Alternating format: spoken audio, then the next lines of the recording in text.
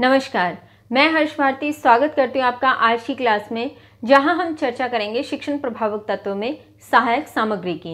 शिक्षण प्रभावक तत्व के संबंध में हम अपनी पिछली वीडियो में चर्चा कर चुके हैं कि शिक्षण को प्रभावित करने वाले अनेक तत्व हैं, जैसे शिक्षक, सहायक सामग्री, शिक्षण विधियाँ इत्यादि, जिसमें हम शिक्षक पे चर्चा पिछली वीडियो में कर चुके हैं। यदि आपने वह वीडियो अभी तक नहीं देखी है तो आप नीचे डिस्क्रिप्शन में दिए लिंक पर जाकर उसे देख सकते हैं। आज हम चर्चा करेंगे सहायक सामग्री की। मनोवैज्ञानिकों की या शिक्षा शास्त्रियों की माने तो सफल अध्यापन के लिए आवश्यक है कि बालक की शिक्षा का संबंध अधिक से अधिक ज्ञानेंद्रियों के साथ हो। इसी बात को ध्यान में रखते हुए श्रीमती मॉन्टेसरी ने भी अपनी पद्धति में ज्ञानेंद्रियों के प्रशिक्षण पर बल दिया। विद्यार्थी की ज्ञानेंद्रियों व शिक्षा का संबंध कुछ इस प्रकार से है।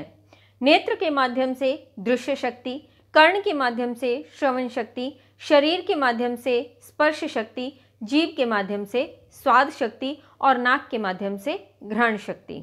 अर्थात शरीर की 5 ज्ञानेंद्रियां नेत्र, कर्ण, शरीर, जीभ और नाक, ये सभी अलग अलग शक्तियों से संबंधित है और एक बालक के द्वारा जितनी ज़्यादा ज्ञानेंद्रियों का प्रयोग शिक्षा के मध्य किया जाएगा, उसके लिए वह शिक्षा उतनी ही स्थायी व लाभप्रद सिद्ध होगी।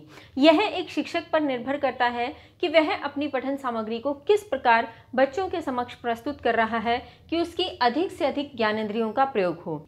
इन दो की बात तो हम अधिकांश करेंगे, लेकिन अगर कोई कहे कि शरीर, जीभ या नाक, इनका प्रयोग किस प्रकार से हो सकता है, तो यह अलग अलग विषयों पर निर्भर करता है। जैसे यदि साइंस की बात करें, विज्ञान की बात करें, तो विज्ञान में जब बच्चा उच्च शिक्षा में जाता है तो उसे गर्म ठंडे का स्पर्श करवा के और जो गैसीय तत्व की जो घ्राण शक्ति है उसके माध्यम से उसे उसका परिचय दिया जा सकता है। तो अलग अलग विषयों में हम इसका प्रयोग कर सकते हैं, लेकिन मुख्य रूप से यदि बात करें तो मुख्य रूप से नेत्र और कर्ण, इन दो जो ज्ञानेंद्रियों का प्रयोग है सबसे ज़्यादा एक शिक्षक के द्वारा किया जा सकता है।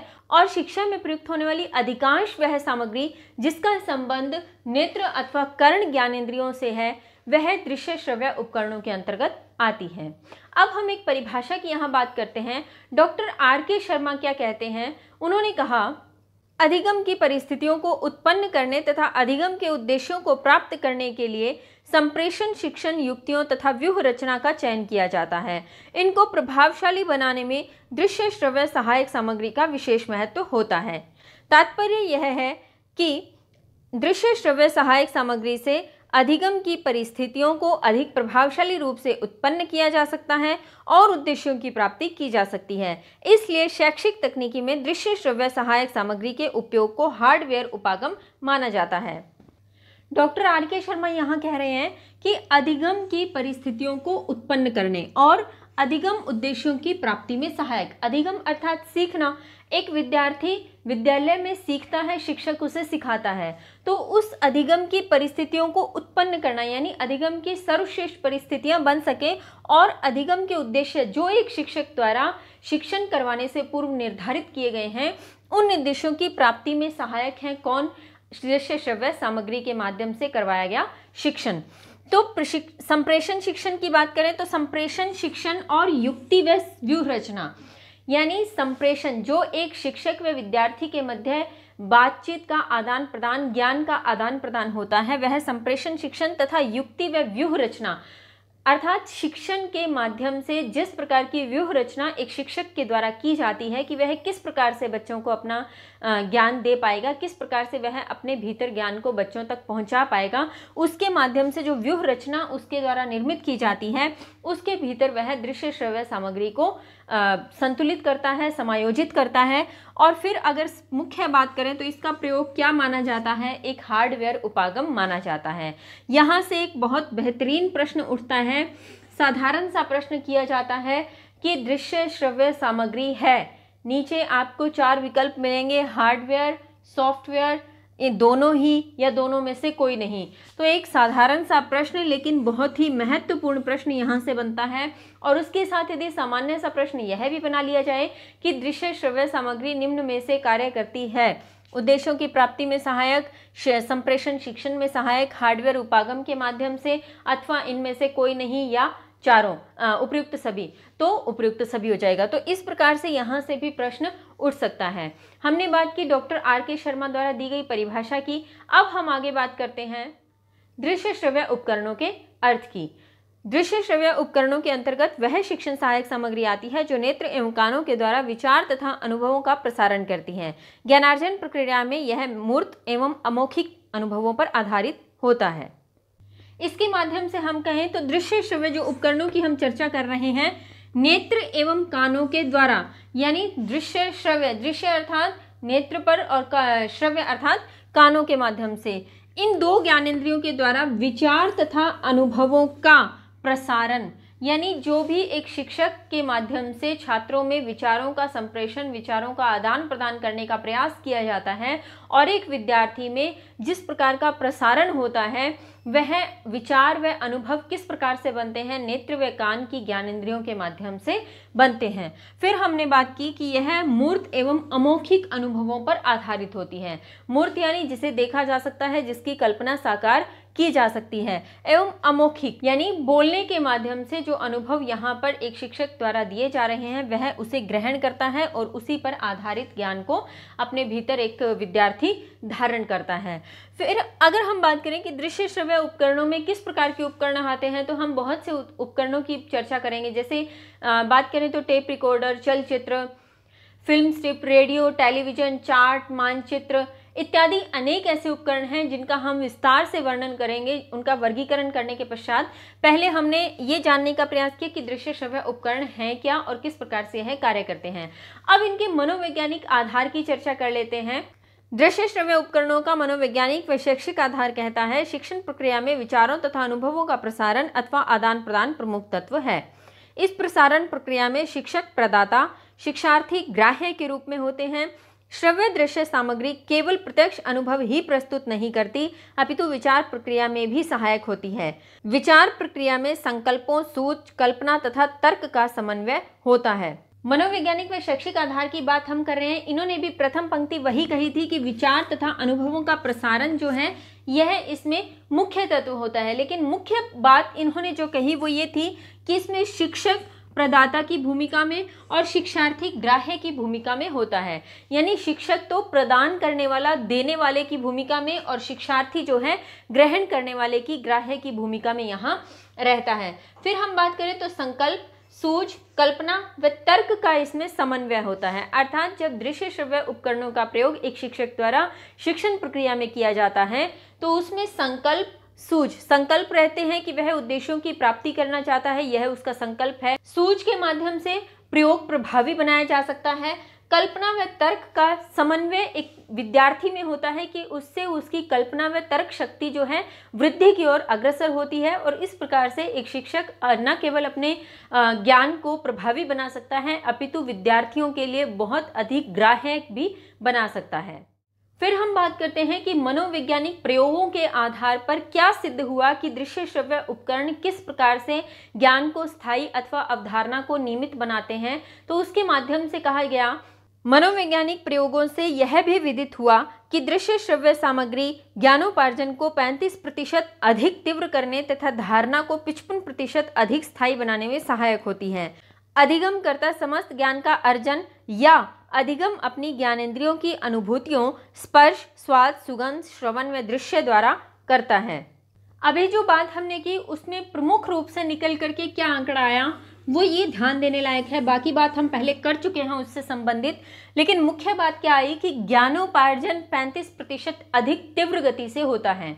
यानी एक शिक्षक यदि बिना दृश्य श्रव्य सामग्री के प्रयोग से छात्रों तक शिक्षण पहुंचा रहा है या ज्ञान पहुंचाने का प्रयास कर रहा है, तो जिस मात्रा तक, जिस एक सीमित दायरे तक वह ज्ञान विद्यार्थियों तक जा रहा है, और यदि दृश्य श्रव्य सामग्रियों का प्रयोग वह करता है तो वह उस सीमित मात्रा से 35% अधिक तीव्र गति से कार्य करेगा।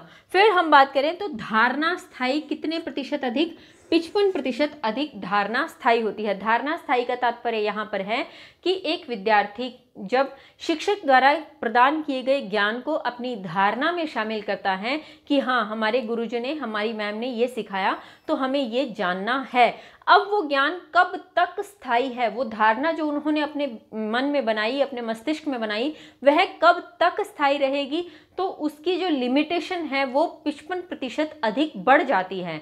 यानी यदि वह बच्चा किसी शिक्षण सामग्री को 1 महीने तक याद करने का प्रयास कर रहा है, 1 महीने तक उसकी धारणा स्थायी होती है, तो वह 55% अधिक बढ़ेगी, अर्थात 55 महीने तक वह स्थायी रह सकती है। वह इस प्रकार से धारणा को नियमितकरण किया जा सकता है।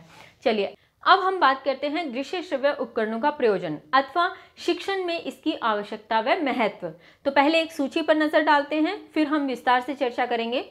पाठ्य सामग्री को स्पष्ट बनाना, पाठ को सरल तथा बोधगम्य बनाना, पाठ को रोचक बनाना व बालक को उसके प्रति जिज्ञासा बनाए रखना, शिक्षार्थियों का अवधान पाठ की ओर केंद्रित करना, बालकों की निरीक्षण शक्ति का विकास करना, पाठ के प्रभाव को बढ़ाना, अमूर्त पदार्थों को रूप देना, स्थूल से सूक्ष्म की ओर सिद्धांत पर बल, ज्ञानेंद्रियों का अधिक प्रयोग, शिक्षकों में आत्मविश्वास में वृद्धि, पुनर्बलन तथा प्रतिपुष्टि में सहायक, शिक्षण सूत्रों पर आधारित अधिगम के स्थानांतरण में सहायक, अनुशासनहीनता को रोकने में सहायक, ज्ञान के स्थायित्व में सहायक, प्रत्यक्ष अनुभव देने में सहायक, कक्षा अंतःक्रिया की वृद्धि में सहायक।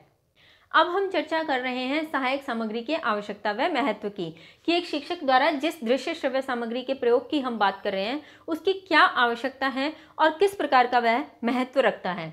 सबसे पहले चर्चा करते हैं पाठ्य सामग्री को स्पष्ट बनाना, यानी एक शिक्षक द्वारा जिस भी प्रकार की पाठ्य सामग्री का पठन करवाया जा रहा है, पाठन करवाया जा रहा है, उसे बहुत ही स्पष्ट बनाया जा सकता है एक शिक्षण सहायक सामग्री के माध्यम से। फिर हम चर्चा करें पाठ को सरल व बोधगम्य बनाना, अर्थात एक शिक्षक द्वारा जिस पाठ को बच्चों तक पहुंचाया जा रहा है उसे बहुत ही सरल बनाया जा सकता है और बोधगम्य अर्थात उनके जानकारी में जा सके, उनके ज्ञान में वह प्रभावी रूप से शामिल हो सके, उनके समझने में प्रभावी हो सके, इस प्रकार का एक पाठ को बनाया जा सकता है यदि वह सहायक सामग्री का प्रयोग करता है तो। फिर हम चर्चा कर रहे हैं बालक में पाठ के प्रति जिज्ञासा बढ़ाना। ये बहुत अच्छा पॉइंट है कि बालकों का वैसे ही पढ़ने का मन नहीं होता। अब एक पाठ यदि नीरस भी है तो उनका बिल्कुल ही मन नहीं करेगा। यदि एक शिक्षक द्वारा शिक्षण सामग्री को बच्चों के समक्ष जैसे ही दिखाया जाता है वैसे ही उनमें एक उत्सुकता की भावना, एक जिज्ञासा की भावना प्रबल होती है कि आज सर ये लेकर के आए हैं या मैम ये लेकर के आई हैं, ये क्यों लाए हैं। और जैसे ही एक शिक्षक कहता है कि आज हम इस शिक्षण विधि सामग्री के माध्यम से पाठ पढ़ेंगे तो बच्चों में उसके प्रति जिज्ञासा और बढ़ जाती है कि ऐसा कौन सा पाठ है जो हम इसके माध्यम से पढ़ेंगे, तो वो उत्सुकतावश पढ़ते हैं, जिज्ञासावश पढ़ते हैं। फिर हम चर्चा करते हैं शिक्षार्थियों का अवधान पाठ की ओर करना। ये इसी से कनेक्टेड है जब हमने कहा कि शिक्षण सामग्री एक शिक्षक द्वारा लाई गई जिसको देखने के बाद छात्रों में उस विषय को पढ़ने के प्रति, उस पाठ को पढ़ने के प्रति जिज्ञासा उत्पन्न हुई, तो पाठ के प्रति बच्चों का ध्यान अर्थात अवधान केंद्रित करने का भी यह कार्य करती हैं। फिर हम चर्चा करें बालकों में निरीक्षण शक्ति का विकास करना, यानी जब एक शिक्षण सामग्री के माध्यम से बच्चा पाठ को सीखता, समझता और उसे अपने ज्ञान में धारण करता है तो उसमें निरीक्षण शक्ति का भी विकास होता है। वह स्वयं निरीक्षण कर सकता है कि जो मैंने पाठ पढ़ा वह मेरे लिए कितना उपयोगी हो सकता है, किस प्रकार से मैं उसका प्रयोग आगे जीवन में कर सकता हूँ। फिर हम बात करते हैं अमूर्त पदार्थों को मूर्त रूप देना, अर्थात अभी तक जिस प्रकार के शिक्षण को शिक्षक द्वारा करवाया जा रहा था बिना दृश्य श्रव्य सामग्री के माध्यम से, तो वह केवल अमूर्त ज्ञान था कि किसी प्रकार की कल्पना साकार नहीं हो रही थी, किसी प्रकार का जो मूर्त प्रकृतिकरण है वह बच्चों के समक्ष नहीं आ रहा था। लेकिन शिक्षण सामग्री के प्रयोग से वह अमूर्त चीज़, अमूर्त पदार्थ मूर्त स्वरूप में बदल जाते हैं, यानी उनकी एक आकृति बच्चों के समक्ष परिलक्षित होने लगती है। फिर हम बात करते हैं स्थूल से सूक्ष्म की ओर, यानी एक ज्ञान को मोटे तरीके से गहन तरीके तक लेकर जाया जाता है, यानी एक बहुत बड़े आकार में एक मोटे मोटे स्तर पे बच्चों को सिखा दिया कि बेटा ये चीज़ ऐसे होती है। अब उस चीज़ की गहराई में जाना कि इस चीज़ को करने से ये फ़ायदा होता है, ये नुकसान होता है, इसको इस प्रकार करना चाहिए, इस प्रकार नहीं करना चाहिए। तो स्थूल से सूक्ष्म की ओर ज्ञान को ले जाया जाता है शिक्षण सामग्री के माध्यम से। फिर हम बात करते हैं ज्ञानेंद्रियों का अधिक प्रयोग। हमने अपनी चर्चा भी प्रारंभ यहीं से की थी कि सहायक सामग्री का प्रयोग मनोवैज्ञानिक आधार पर किया ही इसलिए जाता है कि एक शिक्षक जो है बालकों की अधिक से अधिक ज्ञानेंद्रियों का प्रयोग इसमें कर सके, ताकि वह बच्चों के धारणा में स्थित हो सके, उनके ज्ञान को प्रभावी बनाने में सहायक हो सके। फिर हम बात करते हैं शिक्षकों के आत्मविश्वास में वृद्धि। जब एक शिक्षक अपने पाठ से संबंधित करवाए जाने वाले शिक्षण से संबंधित शिक्षण सामग्री साथ लेकर आता है तो उसके आत्मविश्वास में भी वृद्धि होती है। वह जानता है कि यदि मैं कुछ भूल भी गया या यदि मुझे कुछ बताने की आवश्यकता पड़ी तो मैं इस सामग्री के माध्यम से बहुत अच्छे तरीके से बता सकता हूँ। फिर हम बात करें पुनर्बलन व प्रतिपुष्टि में सहायक। पुनर्बलन अर्थात रेनफोर्समेंट। कहने का तात्पर्य है, जब एक शिक्षक द्वारा बच्चों से किसी प्रकार के प्रश्न किए जाते हैं और उन प्रश्नों का उत्तर जिस स्वरूप में उस शिक्षक को प्राप्त होता है तो वह बदले में उन्हें प्रत्युत्तर में शाबाश, अच्छा, वेरी गुड या किसी भी प्रकार से पुनर्बलन देता है। नकारात्मक पुनर्बलन भी होते हैं लेकिन उनका प्रयोग बहुत कम स्तर पर होता है। यह उस स्थिति में होता है जब बच्चे ने गलत जवाब दिया हो, तब शिक्षक केवल इतना कर सकता है कि उस बच्चे को खड़ा रखे, दूसरे बच्चे को खड़ा करके सही उत्तर पूछे और उस बच्चे से दोबारा सही उत्तर लेते हुए उन्हें दोनों को पुनर्बलन देकर बैठाए। तो पुनर्बलन और प्रतिपुष्टि। प्रतिपुष्टि अर्थात एक छात्र द्वारा किसी भी प्रकार का प्रश्न पूछा गया तो उसके माध्यम से जो फीडबैक दिया जा रहा है उस फीडबैक में भी ये सहायक सिद्ध होती है शिक्षण सामग्री की। पुनर्बलन व प्रतिपुष्टि में सहायक। फिर हम बात करते हैं शिक्षण सूत्रों पर आधारित। अभी हमने चर्चा की थी यहाँ पर कि अमूर्त पदार्थों को मूर्त रूप में बदलना, स्थूल को सूक्ष्म की ओर ले जाना, तो ये सब क्या है? ये शिक्षण के सूत्र हैं। शिक्षण का सूत्र कहता है कि सरल से कठिन की ओर लेकर जाओ तो बच्चों में ज्ञान जो है स्थायी होता है। तो उसी प्रकार से शिक्षण सूत्रों पर आधारित होती है दृश्य श्रव्य सामग्री। फिर हम बात करते हैं अधिगम के स्थानांतरण में सहायक। अधिगम का स्थानांतरण तात्पर्य यह है कि एक बच्चे ने कक्ष में जो भी सीखा, जिस भी ज्ञान को प्राप्त किया, उसका स्थानांतरण वह कहाँ करेगा, जीवन में कहाँ उसको अप्लाई करेगा, कहाँ वह उसका प्रयोग कर सकता है। जैसे बच्चे ने कक्ष में गणित की कक्षा में सीखा कि 2 + 2 4 होते हैं, 4 + 6 10 होते हैं। इस प्रकार से उसने जोड़ बाकी गुणा करना सीखा। अब उसकी माता ने उसे घर से कुछ रुपए देकर भेजा और कुछ सामान लाने के लिए कहा। वहाँ पर जाकर बच्चा जो सामान खरीदता है एक दुकानदार से और उसके सब मोल भाव करने का प्रयास करता है तो उसे तुरंत याद आता है कि अच्छा, मैंने जोड़ बाकी सीखा था तो मैं इस सामान का और इस सामान का जोड़ करूँगा तो कुल रुपए आ जाएंगे और जितने मम्मी ने मुझे देकर भेजे हैं उसमें से इसको माइनस करूँगा तो जो बचेंगे वो दुकानदार से मुझे वापस लेने हैं। तो ये होता है अधिगम का स्थानांतरण। तो यदि शिक्षण सामग्री के माध्यम से एक शिक्षक ने अधिगम करवाया है तो वह स्थानांतरण में बहुत ही सहायक सिद्ध होता है। बच्चा उसको बहुत जल्दी अपने जीवन में उपयोग में लाता है। फिर हम बात करते हैं ज्ञान के स्थायित्व में सहायक। अभी कुछ देर पहले हमने चर्चा की थी कि ज्ञान के स्थायित्व यानी धारणा जो स्थित होती है वह 55% तक बढ़ जाती है।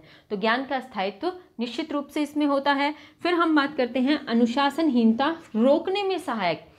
एक शिक्षक यदि सामान्य रूप से एक व्याख्यान विधि के माध्यम से बच्चों को पढ़ा रहा है तो वहाँ पर अनुशासन भंग होने की संभावना अधिक होती है। लेकिन यदि शिक्षण के द्वारा शिक्षण सामग्री लाई गई है तो उस सामग्री को देखने की उत्सुकता में और शिक्षक द्वारा उस सामग्री का व्याख्यान सुनने की उत्सुकता में अनुशासन भंग होने की संभावना ना के बराबर हो जाती है और यह शिक्षण सामग्री अनुशासनहीनता को रोकने में सहायक सिद्ध होती है। फिर हम बात करें प्रत्यक्ष अनुभव देने में सहायक। तो जहां हमने बात की थी अमूर्त को मूर्त में बदलने में सहायक है, तो मूर्त का तात्पर्य ही क्या था? प्रत्यक्ष अनुभव या साकार प्रतिमूर्त उसको देना। तो यह प्रत्यक्ष अनुभव देने में सहायक सिद्ध होती है शिक्षण सामग्री।